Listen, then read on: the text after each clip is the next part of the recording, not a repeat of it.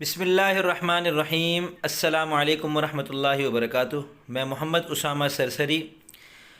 الفاظ قرآن کی صرفی و نحوی تحقیق کا سلسلہ ہے۔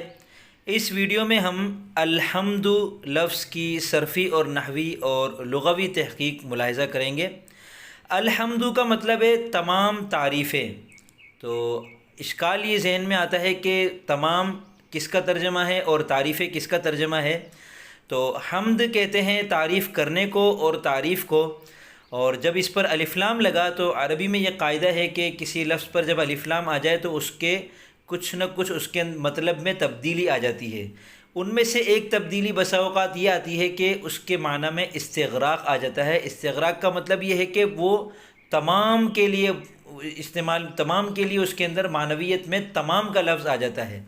تو جیسے تعریف ہے تو جب الف لام لگا تو مطلب بنا ہر تعریف، اور ہم اس کو ترجمہ میں کرتے ہیں تمام تعریفیں اللہ تعالیٰ کے لیے ہے۔ تو یہ تو ہو گئی اس کی لغوی تعریف، لغوی تحقیق۔ صرفی تحقیق کے مطابق یہ مصدر مشتق اور جامد میں سے مصدر ہے، اور سمیع یسمع کے باب سے ہے، حمید یحمد، اور ہفت اقسام میں سے یہ صحیح ہے کیونکہ اس کے اندر نہ کوئی حرف علت ہے اس کے حروف اصلیہ میں، نہ حمزہ ہے، نہ دو حروف ایک جیسے ہیں۔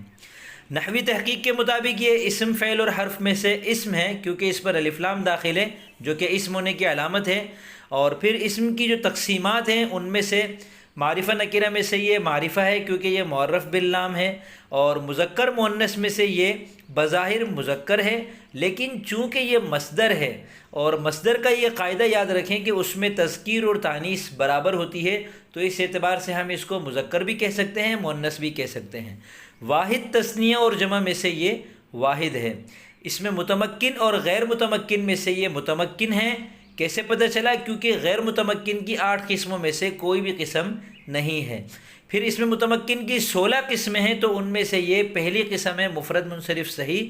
مفرد ہے کیونکہ یہ تثنیہ اور جمع نہیں ہے، منصرف ہے کیونکہ غیر منصرف نہیں ہے، اور غیر منصرف اس لیے نہیں ہے کہ اس میں غیر منصرف کے جو اسباب ہوتے ہیں ان میں سے 2 سبب پایا جانا ضروری ہوتا ہے کسی بھی لفظ میں اس کے غیر منصرف ہونے کے لیے، تو الحمد کے اندر ان 9 اسباب میں سے ایک بھی سبب نہیں پایا جا رہا۔ پھر یہ صحیح ہے کیونکہ اس کے آخر میں واو اور یا نہیں ہے۔ اس میں متمکن میں صحیح اس کو کہتے ہیں جس میں آخر میں واو اور یا نہ ہو، اگر واو اور یا ہو تو پھر وہ صحیح نہیں ہوتا، تو یہ مفرد منصرف صحیح ہے۔ اور عامل اور معمول میں سے اسماء عاملہ میں سے یہ چونکہ مبتدا ہے، اور مبتدا کے بارے میں بعض نحویوں کا یہ قول ہے کہ وہ خبر کو رفع دے رہا ہوتا ہے، تو یہ مبتدا ہونے کی حیثیت سے اس میں عامل ہے۔ اور اس میں معمول کی 3 قسمیں ہیں، مرفوع، منصوب اور مجرور، تو ان میں سے الحمد چونکہ دال کے اوپر پیش ہے اس لیے یہ مرفوع، منصوب اور مجرور میں سے مرفوع ہے۔ اور مرفوعات کی 8 قسمیں ہیں، ان میں سے یہ مبتدا ہے، مبتدا بھی مرفوعات میں سے ایک ہے۔